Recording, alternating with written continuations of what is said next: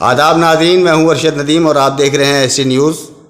आज हम कस्बा किरतपुर में एक बहुत होनहार और बड़ी सुलझी हुई सोच के मालिक एक नौजवान नेता से रूबरू हैं। हमारे साथ हैं जनाब मुदस्सिर जमा खान साहब। ये एक बाकायदा एक सियासी घराने से ताल्लुक़ रखते हैं। इनके दादा अब्दुल सबूर खान साहब कई सियासी जमातों से वाबस्ता रहे, आखिर में वो कांग्रेस के साथ रहे और ज़िंदगी भर आखिरी सांस तक कांग्रेस के साथ रहे। इनके वालिद जनाब मुबश्शिर जमा खान साहब कस्बे के एक नामी और जाने पहचाने शख्स हैं। वो समाज सेवा के लिए बहुत याद किए जाते हैं, बहुत उनको समझा जाता है। उन्हीं के ज़ेर साया इन्होंने तरबियत हासिल की है। तो मुदस्सिर जमा खान साहब यहाँ नगर पालिका में अपने चेयरमैनशिप के लिए किस्मत आजमा रहे हैं। मैं उनसे जानना चाहता हूं कि वो किस बुनियाद पर चुनाव लड़ रहे हैं और जीत कर क्या करेंगे। तो एसटी न्यूज़ सबसे पहले आपसे सवाल ये करता है, खान साहब आपका बहुत इस्तकबाल हमारे चैनल में, और सबसे पहले हम आपसे ये गुजारिश करेंगे कि आप हमें बताएं कि किरतपुर कौन सी समस्याओं से जूझ रहा है, उनको आप किस तरह ख़त्म करेंगे, वो कौन से मसाइल हैं जो फौरी तौर पर हल होंगे, और एक नगर अध्यक्ष होने के नाते आप किरतपुर में क्या कुछ डेवलपमेंट के काम करेंगे। सबसे पहला जो मैं शुक्रिया अदा करता हूं आपका, और आपके अवाम को शुक्रिया अदा करता हूं, सलाम पेश करता हूं, अस्सलाम वालेकुम, और दुआओं की दरख्वास्त करता हूं। साथ साथ जो आपने सवाल करा कि मेरा क्या सोच है कस्बे को लेकर, दो तरीके से कस्बे में चेयरमैनशिप में काम होता है।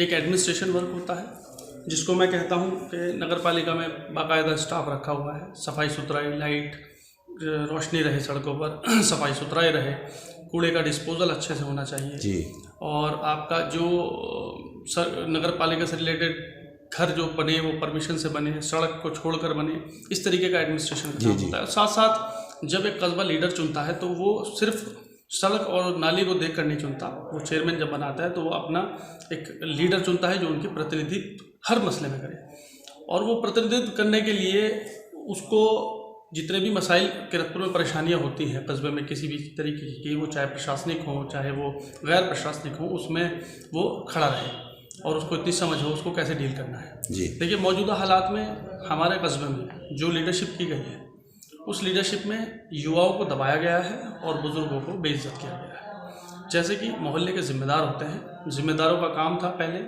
कि वो मोहल्ले के हर मसले में अपना मशवरा भी देते थे और हुक्म भी देते थे, उनके हुक्म की तामील भी होती थी, जिससे कई मसले हमारे सुलझ जाते थे और वहीं के वहीं ख़त्म हो जाते थे। आज के दौर में जब आप उन मसलों को नहीं सुलझा पाते महल्ले में, तो वो प्रशासन के द्वारा सुलझाए जाते हैं, जिससे कि लोगों के बीच में दरार पैदा होती है। एक पार्टी जब दूसरे पार्टी को मुकदमा करती है या जेल में गिरफ्तार कराती है थाने में, तो उससे क्या है, दिलों में दरार पैदा होती है। एक तो दूसरा, युवाओं के साथ जो किया गया, युवा एक उमंग रखता है, नई सोच रखता है, तो हर युवा चाहता है कि मैं अपनी सोच को आगे लेकर आऊँ और अपनी उमंग को कस्बे के लिए या सोशल कामों के लिए रखूँ। उनको दबाने का काम किया गया। कोई भी युवा इजाज़त नहीं है कि वो लीडर के ख़िलाफ़, चेयरमैन के ख़िलाफ़ मौजूदा बात करे या उसकी मुखालफत में बात करे या उससे कुछ सवाल पूछे। अगर पूछता है तो उसको दबाया जाता है, उसको डराया जाता है और उसको प्रशासन को गलत इन्फॉर्मेशन देकर उसके ख़िलाफ़ कि ये बंदा गलत कैटेगरी का है, उसको फंसाया जाता है। तो ये एक डर का माहौल युवाओं के अंदर बना दिया गया है, जिससे कि हमारा युवा अब उसमें दबा हुआ है, अपनी बात नहीं रख पा रहा। जी, तो मैं इसे खोलने का काम करूँगा। साथ साथ जी, आप सवाल कर रहे हैं? जी आप। साथ ही साथ अब अगर आप एडमिनिस्ट्रेशन की बात करें तो मैं आपको बताऊं, देखिए अभी मैं कुछ मोहल्लों में गया जी, मैं जाता रहा हूँ, मैंने सड़कों के लिए धरना दिया। सड़कों के लिए मतलब सड़कों पे चौड़ीकरण हुआ नेशनल हाईवे का, जिसमें बीच में खंभे लगाए गए, जिसमें कुछ एक्सीडेंट होने से जान गई और माल का भी बहुत नुकसान हुआ और जान भी गई। उन मसलों में कुछ पेड़ खड़े थे, कुछ ट्रांसफार्मर थे, कुछ खंभे थे, जिसका बहुत बड़ा एक मसला हो गया था किरतपुर के लिए, जिसमें मैंने कई सारे धरने दिए, भूख हड़ताल करी, डीएम से मुलाकात करी, एडीएम साहब से मुलाकात करी, जिसमें 4 डिपार्टमेंट लिप्त थे। उन चारों डिपार्टमेंट में पुलिस विभाग था, उसमें वन विभाग था, उसमें बिजली विभाग था, उसमें नेशनल हाईवे विभाग था, उसमें नगर पालिका थी। इन सारे डिपार्टमेंट्स को मिलाकर मैंने एक बजट पास करा के उस काम को कराया। ये मैं अपना बहुत बड़ा अचीवमेंट मानता हूँ किरतपुर के लिए। साथ साथ लीडर का काम ये भी रहा कि नोटबंदी हुई। नोटबंदी में लोग बैंकों के सामने खड़े थे, जिनको इन्फॉर्मेशन नहीं थी कि हमें करना क्या है। 2-2 हज़ार रुपये उनको दिए जा रहे थे और कहीं कहीं बैंकों के ताले लगाकर बाहर लाइन खड़ी है और बंद कर दिया कि पैसे नहीं है। मुझे जैसे ही पता चला मैं बैंकों के अंदर गया, बैंक खुलवाए, मैनेजर से बात करी और बात करने के बाद मैंने चेतावनी भी दी, क्योंकि उनके काम ये चल रहे थे कि वो पैसा आ तो रहा था, पैसा वो रिलीज़ नहीं कर रहे थे, वो एक्सचेंज करके उसमें पैसा कमा रहे थे। अच्छा। जब उनको मैंने बहुत ज़्यादा बताया और धमकाया भी, तब जाकर उन्होंने उनको पैसा रिलीज़ करना शुरू करा। ये नोटबंदी के मसले थे, हमने बहुत ज़्यादा मैंने आंदोलन करे, धरने करे, साथ साथ जीएसटी आया, जीएसटी पे हमने लोगों को जागरूक करने की कोशिश करी, बताया कि किस तरीके से इसको डील करना है और ये नुकसानदायक भी होगा, गलत तरीके से जीएसटी लाई गई, महंगी ज़्यादा परसेंटेज पे लाई गई। उसके बाद अभी जीएसटी वालों ने छापेमारी शुरू करी, वही रिजल्ट जो हमने पहले धरने करे थे, उसके बाद वो सामने आया, धरने हुए। धरने होने के बाद जैसे ही मुझे मालूम पड़ा, मुझे फ़ोन आया तो मैं जाकर खड़ा हुआ, वहाँ बात हुई।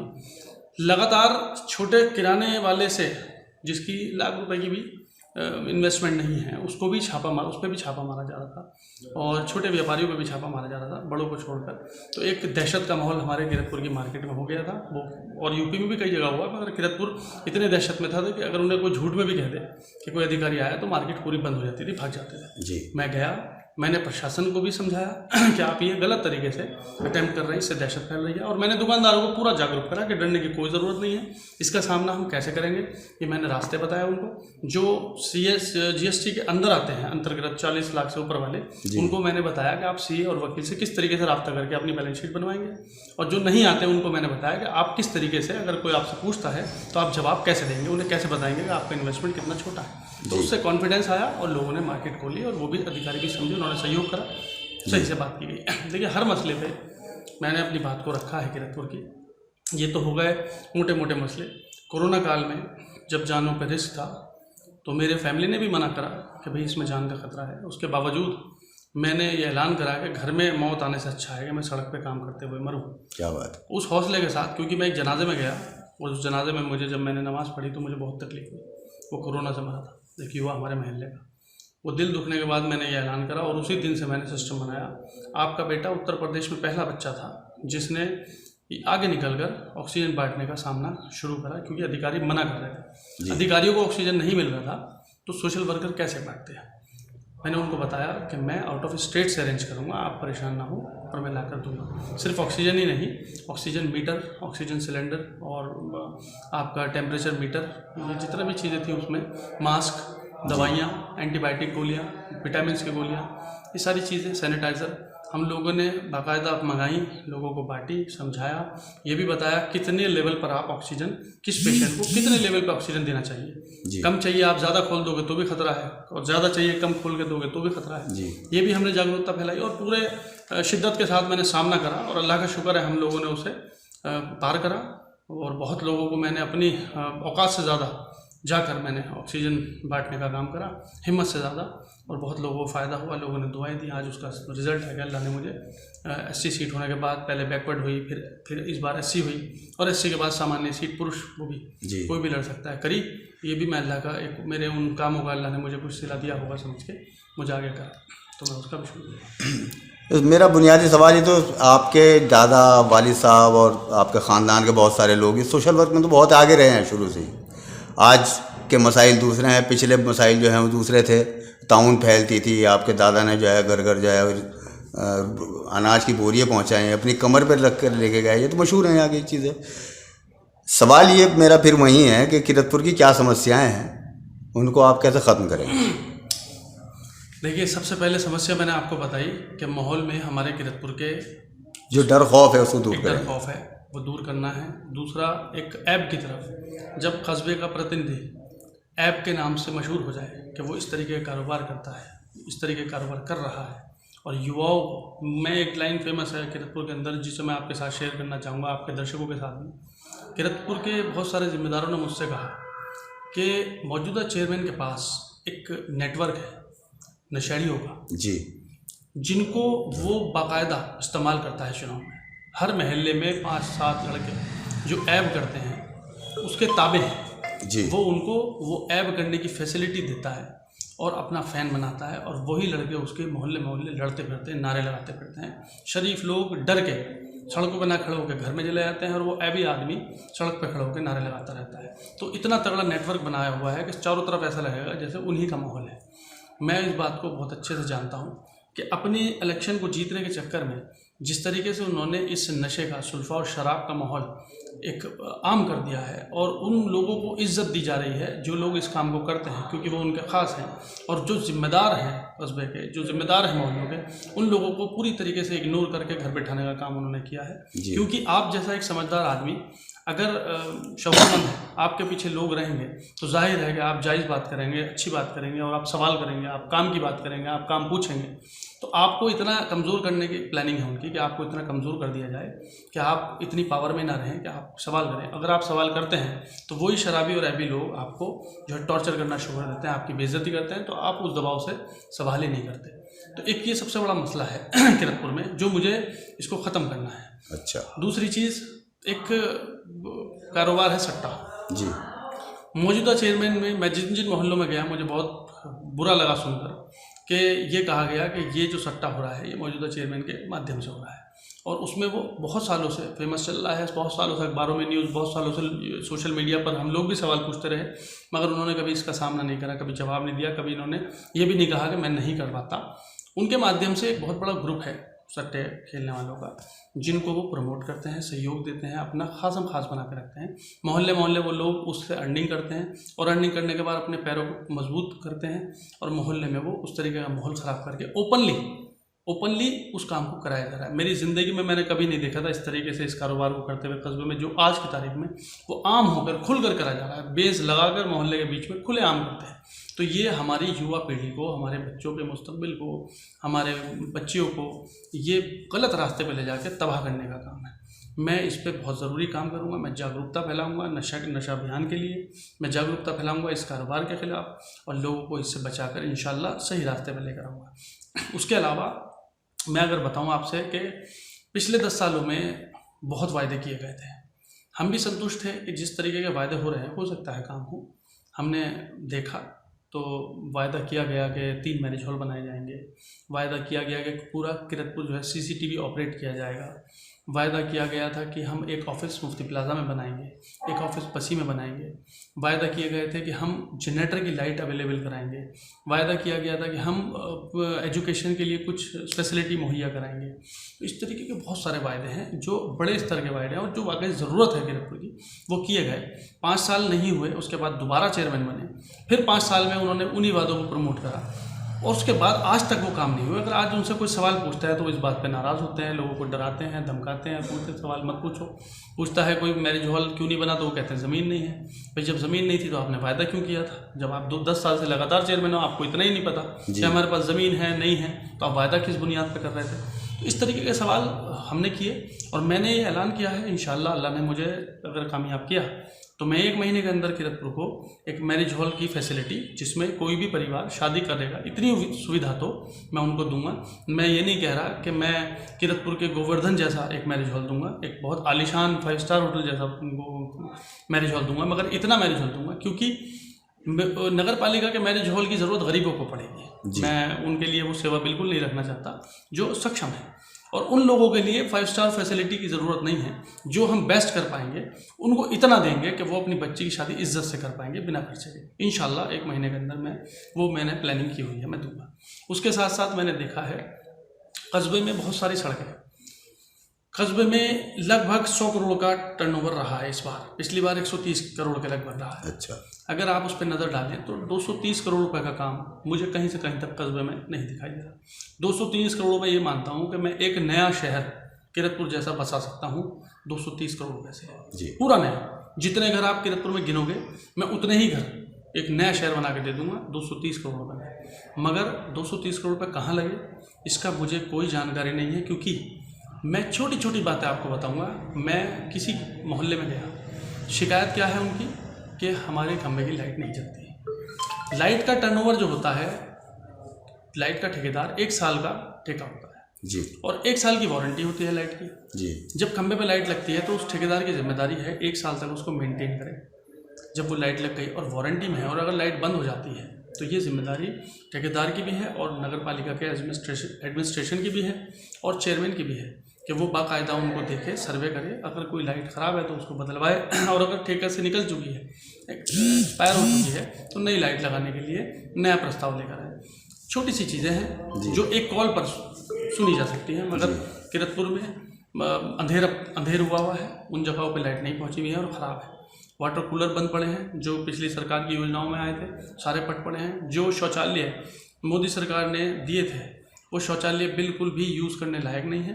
जो गौशालाएं बनाई गई हैं नगर पालिका के क्षेत्र में है वो खोल दी जाती हैं, उनसे पशु जो है खेतों में जाकर नुकसान पहुंचा रहे हैं, जिसका बहुत बड़ा पैसा आता है, उसको ना ही वो मैनेज कर पा रहे हैं। साथ ही साथ अगर मैनेज नहीं कर पा रहे तो कम से कम हायर अथॉरिटी SDM और DM को जागरूक करते रहें कि इस तरीके की समस्या हमारे सामने आ रही है।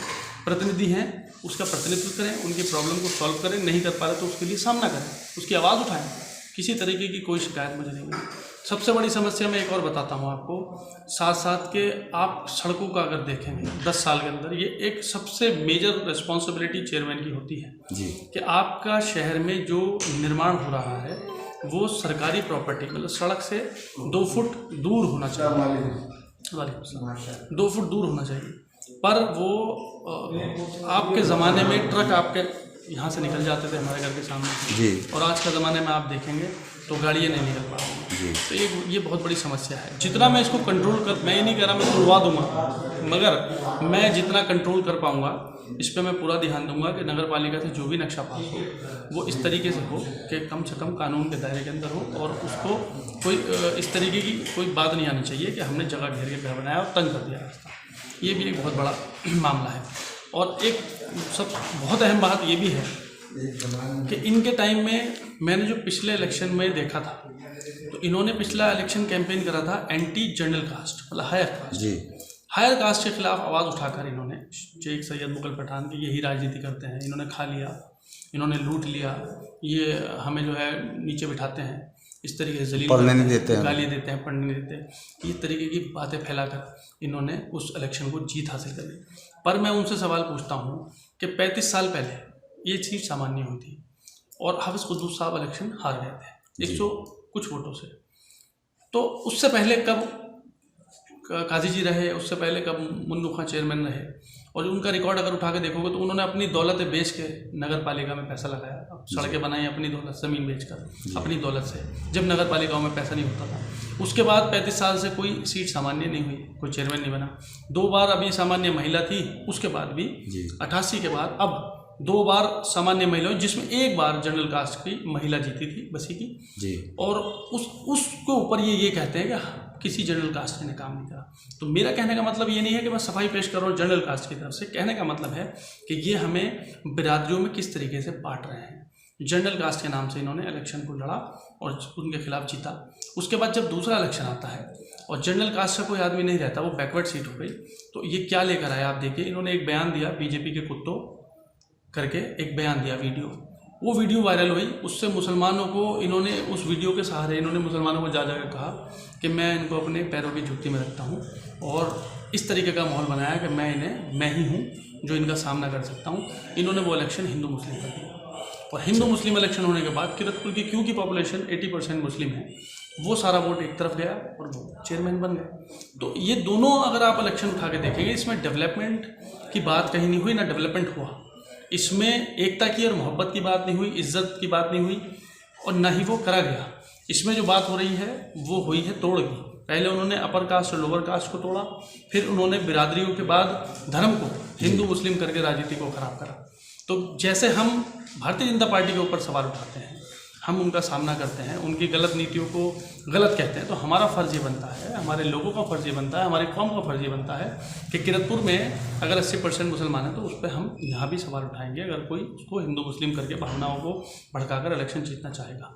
इस बार मैं देखना चाहता हूँ, क्योंकि कोई काम नहीं किया गया, वो 230 करोड़ रुपए कहाँ गए इसका हिसाब नहीं है, वो पार्क नहीं बना, वो मैरिज हॉल नहीं बना, वो डिसिप्लिन नहीं है, बड़ों की इज्जत नहीं है, कई जिम्मेदारों पे फर्जी मुकदमे लगे, कई युवाओं पे फर्जी मुकदमे लगे, सारा युवा सट्टे कारोबार में चला गया, सारा युवा सुल्फा पीने लगा, पता नहीं कितने मेंटली डिस्चार्ज हैं, कई कत्ल हुए किरतपुर में जो सुल्फा पीकर नशे के वजह से, नशे के कारण, गलत भावना और धारणा के कारण जो कत्ल करे गए।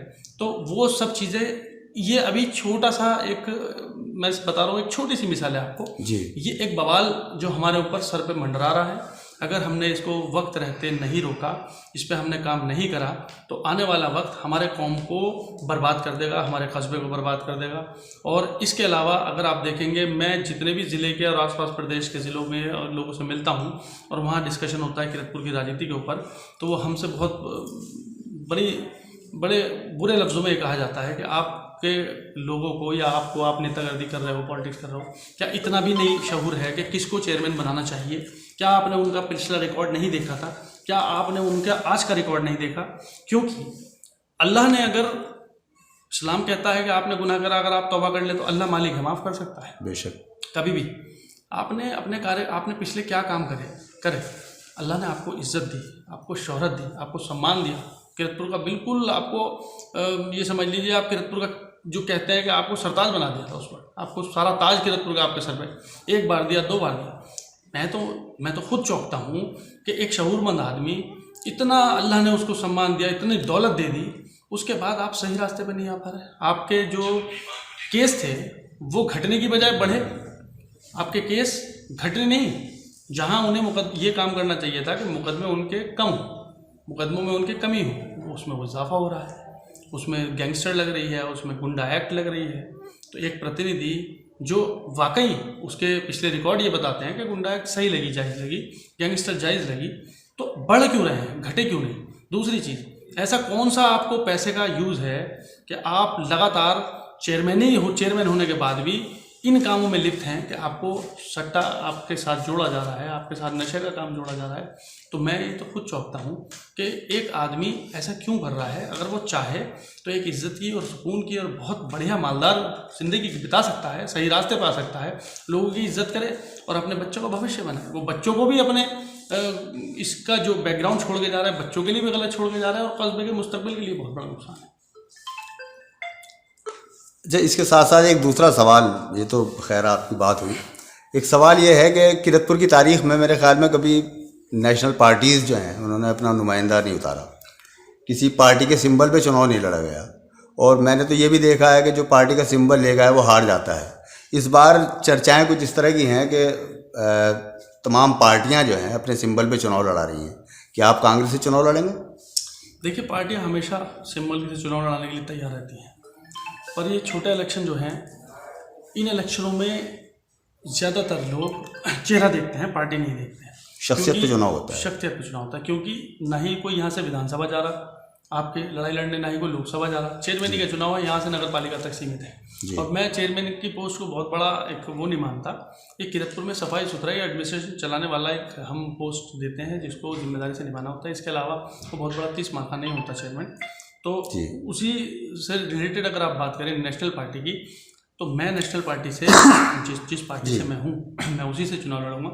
उसकी एक वजह बताता हूँ मैं आपको। देखिए, पहली बात तो ये है कि हम मौका परस्त नहीं है, मौका परस्त नहीं है। हम जिस पार्टी से मेरे दादा ने वोट मांगा कस्बे से, जिस पार्टी ने मेरे वालिद ने वोट मांगा कस्बे से कि आप वोट दीजिए पार्टी को, आज जब मौका मुझे चुनाव लड़ने का आया तो मैं निर्दलीय या दूसरी किसी पार्टी से चुनाव नहीं लड़ सकता। ये मेरी खुद की आत्मा को, मतलब मेरी आत्मा भी एक्सेप्ट नहीं करेगी ये चीज़। तो मैं एक वफादारी का सबूत देते हुए और मौका परस्ती मैं नहीं करता, ये सबूत देते हुए मैं अपनी ही पार्टी से चुनाव लड़ूंगा और कांग्रेस से चुनाव लड़ूंगा। और मैं जानता हूँ कस्बे के लोग, जितने टाइम से मैं काम कर रहा हूँ, कस्बे के लोग पार्टी को भी पसंद करेंगे, पंजे के सिंबल को भी पसंद करेंगे और मुझे भी पसंद करेंगे। और इंशाल्लाह अल्लाह ने चाहा तो आप सबकी दुआओं से, इन सब लोगों के सहयोग से मैं बहुत बड़ी लीड से जीतूँगा। आपके क्या आधार हैं, किस बुनियाद पे कह रहे हैं कि आप बहुत बड़ी लीड लेंगे? कौन से लोग हैं जो आपके साथ आने को तैयार हैं? बहुत सारे और भी दावेदार हैं। देखिए, मैंने आपको पहले इन चीज़ों का एग्जाम्पल दिया है, उसी के आधार पर मैं आपको बताता हूँ। किरतपुर की पॉपुलेशन में 20% नॉन मुस्लिम वोटर है जी, जिसमें 10% 7% दलित है जी। उसके साथ साथ उसके अलावा हम मुस्लिम पॉपुलेशन में आते हैं जो बिरादरियों में बटे हुए हैं। मैंने आपसे बताया कि मैंने और मेरे परिवार ने जो आज तक राजनीति करी है वो हिंदू, मुस्लिम और दलित, सिख, ईसाई सब के साथ मिलकर चलने की है। मेरी पार्टी भी वही राजनीति करती है, कभी भी धर्म और जाति की राजनीति नहीं करती तो मैं उसे छोड़ चुका होता। तो इसलिए मेरे साथ हिंदू है, मेरे साथ दलित है, मेरे साथ हलवाई है, मेरे साथ माहीगीर है, मेरे साथ सक्के हैं, मेरे साथ शेख हैं, मेरे साथ अंसारी है। मैं कहूँगा पूरे किरतपुर की आवाम जो जिन बिरादरियों में इन्होंने बांटा है, मैं उसको जोड़कर एक हिंदू, मुस्लिम, सिख, ईसाई और सारी बिरादरी, सारी कौमों को जोड़कर एक गुलदस्ता बनाकर सबसे ताकतवर कैंडिडेट और सबसे ताकतवर प्रतिनिधि बन के और इंशाल्लाह काम करूँगा। मोहब्बतों के साथ सबके जोड़ के काम करूँगा। मैं ना किसी के खिलाफ, ना किसी को जूती के नीचे रखूँगा, ना मैं किसी को जूती के ऊपर रखूँगा। जितनी भी आवाम है मेरे लिए बराबर है, पलकों पर रहेगी। हाँ, जो लोग शऊरमंद हैं, जो लोग अच्छी सोच रखते हैं, जो लोग पॉलिटिक्स में एक्टिव होना चाहते हैं, जो लोग सोशली एक्टिव होना चाहते हैं, वो ज़रूर मेरे दिल के करीब रहेंगे। जो कौम के हमदर्द हैं, जो इंसानियत के हमदर्द हैं, जो कस्बे के हमदर्द हैं, वो ज़रूर मेरे दिल के पास रहेंगे, मेरे ताने बाने रहेंगे, मेरे मशवरे में रहेंगे। मैं उनको साथ में लेकर चलूँगा। मैं प्रॉपर्टी डीलर्स की टीम नहीं बनाना चाहता बहुत बड़ी, मैं सटोरियों की टीम नहीं बनाना चाहता, मैं सुल्फेड़ियों की टीम नहीं बनाना चाहता। मैं उन लोगों को जो व्यापारी, प्रॉपर्टी डीलर्स का मतलब ये नहीं पैसा कमाने मुझे बुरा है, जो एक आदमी पॉजिटिव सोच का पैसा कमाना चाहता है, मैं उसको फुल प्रमोट करूँगा। अच्छी सोच रखने वाला आदमी, अच्छा काम करने वाला आदमी को, मैं प्रॉपर्टी डीलर हो या कोई हो, मैं उसको पूरा सपोर्ट करूँगा। मेरी तरफ से उसको पूरा सपोर्ट किया जाएगा, वो कमाए। मैं चाहता हूँ कि मेरे किरतपुर के लोग डेवलप हों, युवा डेवलप हों, प्रॉपर्टी डीलर डेवलप, मगर मैं एक वो वाली टीम नहीं बनाना चाहता जो गरीबों की प्रॉपर्टियों पे नज़र रख के उसको ज़बरदस्ती ताकत के साथ काबिज हो गए कम रेटों में लेके बड़े रेटों में बेचने का काम करते हैं। ये काम मैं नहीं कर सकता। इज्जत के साथ जो अच्छा काम जायज़ कमाने वाला, चाहे वो खरबोपति हो, चाहे वो खरबों कमाए, चाहे वो करोड़ों कमाए, मुझे उससे कोई मतलब नहीं, ना मुझे चिढ़ है। मैं तो चाहूँगा कि हर युवा मेरा डेवलप हो, हर युवा अच्छा काम करे, तो मैं उनका ज़रूर विरोध करूँगा। मैं खुद ये मानता हूँ कि मैं सबसे ताकतवर कैंडिडेट हूँ। मेरे साथ एजुकेटेड लोग भी हैं, मेरे साथ नॉन एजुकेटेड लोग भी हैं, मेरे साथ मजदूर तबका भी है, मेरे साथ सब्जी किसान भी है, मेरे साथ गन्ना किसान भी है। सब धर्मों के हैं, सब जातियों के हैं, अल्लाह का शुक्र है। तो आप बताइए, इन्होंने हिंदू मुस्लिम पे कैंडिडेट ये चुनाव लड़े तो हिंदू खिलाफ, इन्होंने बड़ी बिरादरी छोटी बिरादरी करके चुनाव लड़ा, बड़ी बिरादरी खिलाफ। तो मैं हूँ, बड़ी बिरादरी को भी साथ लेके चल रहा हूँ, छोटी को भी, हिंदू को भी साथ लेके चल रहा हूँ, मुस्लिम को भी। इनसे नाराज़ लोग जो हैं वो सब आपके साथ हैं। अल्लाह का शुक्र है। हमने हमेशा मुट्ठी बंद करके रखने का काम करा है। हमने एक हाथ में से एक भी उंगली छोड़ने का काम नहीं करा। जहाँ बात आई नॉन मुस्लिम की तो हम उनके साथ खड़े हुए, जहाँ बात आई दलित की हम उनके साथ खड़े हुए, जहाँ बात आती है और बिरादरी की हम उनके साथ खड़े हैं। हम तो समानता के साथ चलते हैं, इंसानियत को मानते हैं, और उसी ताकत से मैं जीतूंगा भी, और उसी ताकत से मैं इंशाल्लाह कस्बे के साथ काम भी करूँगा। मेरा मानना है कि अगर मुसलमान को तकलीफ़ हो और प्रशासनिक कोई काम हो तो हिंदू उनका प्रतिनिधित्व करे, उनके साथ कंधे से कंधा मिला के खड़े हो। और जब हिंदुओं का काम हो ऐसा नाजायज़ कोई प्रेशर डालो, सरकार किसी की भी हो, मुसलमान उनके साथ खड़ा हो। मैं अपने किरतपुर को इस तरीके से जाना चाहता हूँ, बिरादरी कोई सी भी हो, जब किसी के साथ नाजायज़ हो, सारा किरतपुर एक प्लेटफॉर्म पे हो। ये मेरा मुतस्सिम खान साहब से आप उनके ख़यालात महसूस हो रहे थे। हम उनके मुस्तकबिल के लिए दुआ करते हैं, और जो उनके इरादे हैं हमारी दुआ है कि वो उसमें कामयाब हों। आपका बहुत बहुत शुक्रिया। मैं आपके दर्शकों का भी शुक्रिया अदा करता हूँ और अपील करता हूँ कि मेरे लिए दुआ करें।